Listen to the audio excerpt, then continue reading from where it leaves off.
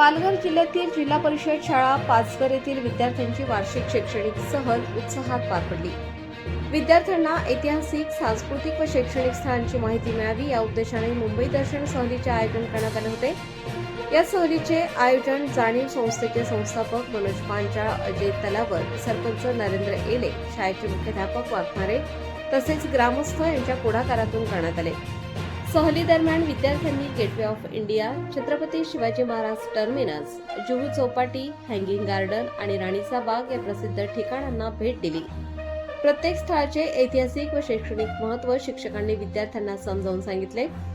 Gateway of India समोर विद्यार्थ्यांनी छायाचित्रे काढली, तर जुहू चौपाटीवर समुद्रकिनारी कबड्डी व खो खो खेळून विद्यार्थ्यांनी मनमुराद आनंद लुटला।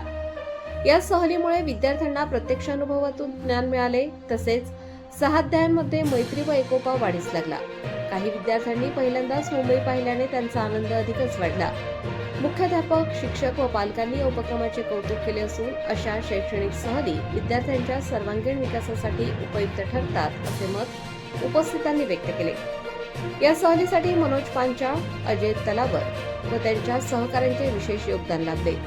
तसेच ग्रामस्थांनीही सहलीच्या आयोजनासाठी मोलाचे सहकार्य केले। यावेळी राजाराम एले, देवराम खडके, सोमनाथ आगिवले, नागेश भागवत, हिरामण भले, महादू वारे, मुकुंद शीद, जीवन आघान, सविता भले, ममता भागवत, अश्विनी एले, छाया शीद, जिजा वारे व उज्ज्वला कडाळी आदी ग्रामस्थ उपस्थित होते।